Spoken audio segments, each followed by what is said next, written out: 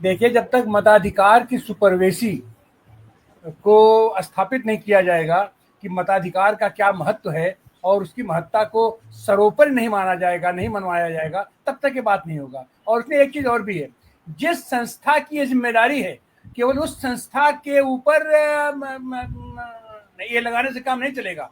उस संस्था का जो भी पदाधिकारी है, अगर वो उसमें अगर अक्षम होता है तो एक बार कीजिए, दो बार कीजिए, लेकिन अगर दो बार से ज्यादा अगर उसकी गलती पकड़ में आती है तो उसको कठोर दंड का भी प्राविधान होना चाहिए। क्योंकि जनतंत्र को, जनतांत्रिक प्रक्रिया को नियोजित करने का, जनतांत्रिक प्रक्रिया को सुदृढ़ बनाए रखने की जिम्मेदारी चुनाव आयोग की है। इसलिए ये उनकी जिम्मेदारी बनती है कि वहां ये पट की बात नहीं होनी चाहिए।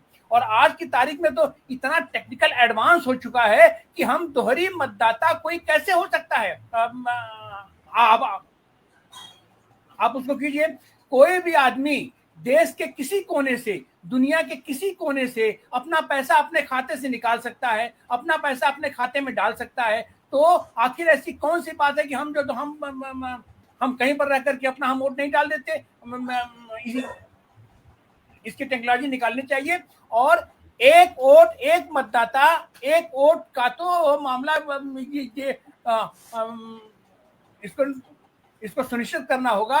और वोटिंग भी, अनिवार्य वोटिंग भी लागू करना होगा। जो आदमी एक बार वोट नहीं देता है या ज्यादा ये दो बार वोट नहीं करता है, अगर तीसरी बार के लिए उसको हमेशा के लिए डिबार कर देना होगा। तो ये जब तक ये महत्ता नहीं स्पष्ट। अब इसमें दिक्कत ये है कि जो हमारी इच्छा शक्ति है, जो हमारी चुनाव प्रणाली है, हमारे नहीं ये चुनाव आयोग है, उनकी इच्छा शक्ति नहीं है। वो तन मन धन से लगे हुए हैं कि हम किस तरीके से फ्रॉड कर सकते हैं एक ही जगह के मतलब। और ये क्या जरूरत है कि किसी भी प्रांत में आप 6-6, 8-8 चरण में आप चुनाव करवाते हैं। एक चरण में आप चुनाव करवाइए, और एक चरण से ज्यादा अगर आप चुनाव करवाते हैं तो इसका मतलब है कि आपकी मंशा है उस चुनाव को प्रभावित करना, उस चुनाव में धांधली करना आपकी मंशा है। आज की तारीख में तो अगर आप ईवीएम मशीन की अगर आप बात करते हैं तो इतना टेक्निकल साउंड हो चुका है कि एक क्लिक आप दबाइए, आपका रिजल्ट आ जाएगा।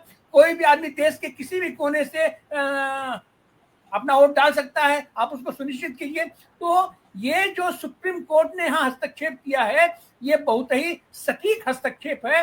लेकिन इस हस्तक्षेप के साथ साथ सुप्रीम कोर्ट को, क्योंकि ये लोग तो डंडे की भाषा जानते हैं, इनको स्पष्ट निर्देश करना पड़ेगा, और खास करके चुनाव आयोग को, चुनाव निर्वाचन आयोग को, कि आप सुनिश्चित कीजिए कि आपकी चुनाव प्रक्रिया में कहीं से भी कोई धांधली नहीं होगी, कोई धांधली नहीं करने दी जाएगी। और अगर कहीं धांधली होती है और वह धांधली अगर आदमी करता है, जानबूझ करता है, अगर जानबूझ के करता है, बार बार गलती करता है, या एक या दो बार ज्यादा अगर गलती करता है तो वो दंड का भागीदार होगा।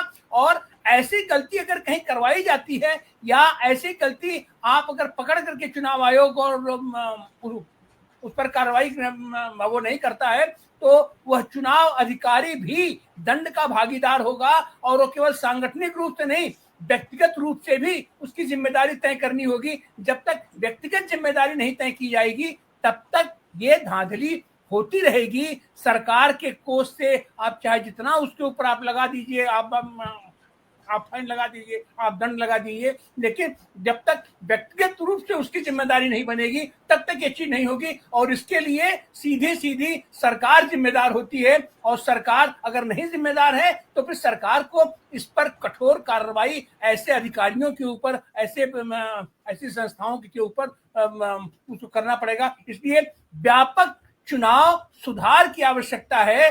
आज की तारीख में टेक्निकल मामला है, और एक वोट एक मतदाता एक वोट की वो धारणा सुनिश्चित करनी चाहिए। और दुनिया में, अपने देश भर में कहीं भी कहीं का भी मतदाता कहीं भी चुनाव लड़ सकता है। अगर व्यवस्था हो जाए तो फिर इसकी आवश्यकता खत्म हो जाएगी। तो अनिवार्य चुनाव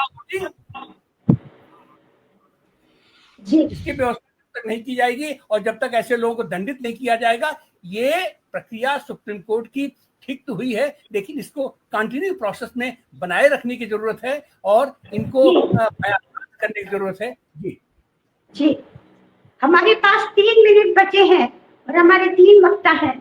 मैं हर वक्ता से एक एक मिनट में ये निवेदन करूंगी कि आप बहुजन संवाद के दर्शकों को क्या संदेश देना चाहते हैं? आदरणीय मिश्रा जी, सतीश मिश्रा जी।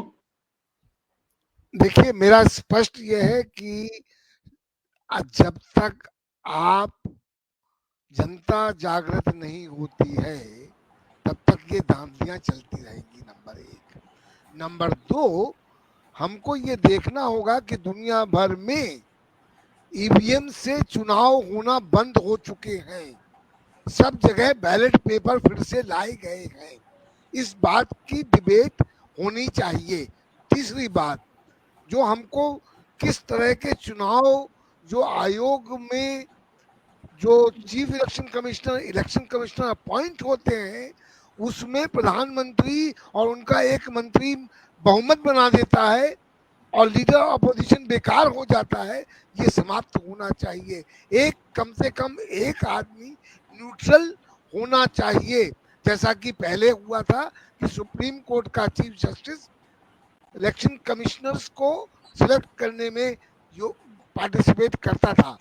हमको इस प्रकार की व्यवस्था करनी पड़ेगी, क्योंकि होता ही हो ये रहा है कि एग्जीक्यूटिव सारे पावर्स को यूजर्व करती चली आ रही है और अपने ढंग से काम कर रही है।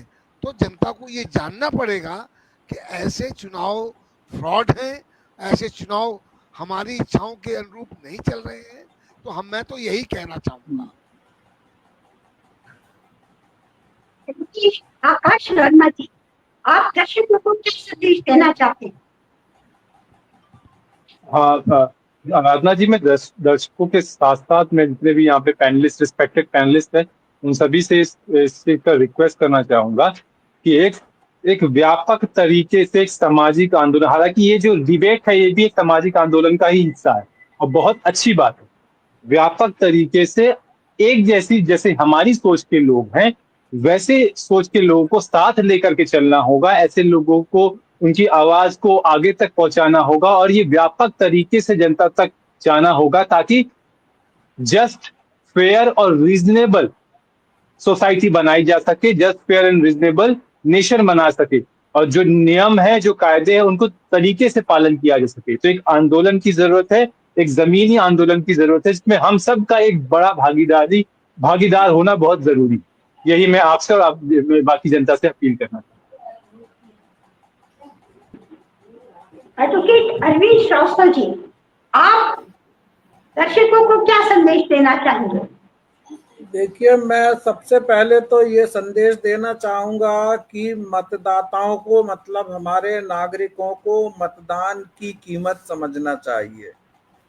मतदान किया तो ठीक है, नहीं किया तो ठीक है, जुड़ गया नाम तो ठीक है, कट गया नाम तो ठीक है, ये प्रवृत्ति से मुक्त होने की जरूरत है। मतदान के अधिकार जो आपका मोस्ट वैल्यूएबल कॉन्स्टिट्यूशनल राइट है, सबसे कीमती अधिकार है, संवैधानिक अधिकार है, उसको प्रयोग करना चाहिए और उसके प्रति जागरूक रहना चाहिए।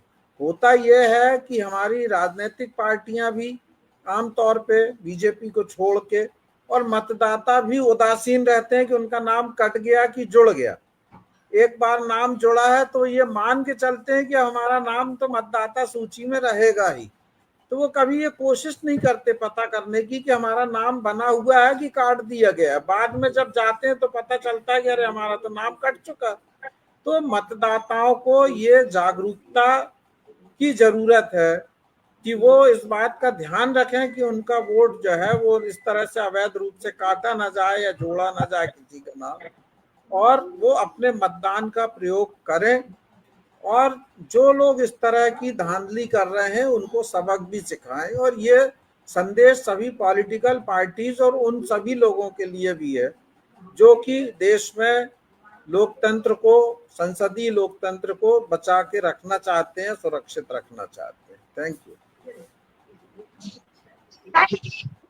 आप क्या संदेश देंगे? देखिए, चुनावी प्रक्रिया को पारदर्शी और विश्वसनीय तो होना ही चाहिए। इसके लिए सबसे जरूरी है कि इसका डुप्लीकेसी खत्म हो। इसके लिए आधार कार्ड, पैन कार्ड, मतदाता कार्ड, इन सारे ये डॉक्यूमेंट्स को एक साथ कंबाइन करने की बात होनी चाहिए, जिससे डुप्लीकेसी न हो सके। और अगर कहीं डुप्लीकेसी होती है तो इनके ऊपर वैसे ही कठोर कार्रवाई की जानी चाहिए, या जो इसमें अधिकारी ये सहभागी होता है उनके ऊपर भी होना चाहिए, क्योंकि कहीं से भी जब तक ये पारदर्शी और ये विश्वसनीय प्रणाली नहीं विकसित होगी और वोट अनिवार्य नहीं कर दिया जाएगा, वोटिंग प्रणाली अनिवार्य नहीं की जाएगी, मतलब मताधिकार के जब तक स्थापित नहीं होगी हम तब तक जनतंत्र को हम मजबूत नहीं कर पाएंगे, और ऐसी धांधली होती रहेगी, हम इसको नहीं रोक पाएंगे। नहीं तो इसीलिए तो आराधना जी एक पॉइंट मैं कहूंगा, सबके पास मोबाइल होता है, ये डाटा, हाँ सबका मोबाइल नंबर डाटा कनेक्ट करके एटलीस्ट उन्हें बताएं, इंटीमेशन दें कि भाई आपका नाम काटा जा रहा है, क्या डॉक्यूमेंट की कमी है। मतलब बैंक से फोन आ सकता है कि आपका लोन बाकी है, सरकार फोन नहीं कर सकती कि आपका कॉन्स्टिट्यूशनल राइट है उसको प्रिजर्व करिए। तो जिस तरह पोलियो भगाओ अभियान था, वैसे ही कुछ अभियान चलाना चाहिए, उन पे डाटा कलेक्ट करके उनको इंटीमेशन देना चाहिए रेगुलरली कि आपका नाम कट रहा है, जो भी है, इस तरह का तरीका बेहतर होगा। नियत नहीं है।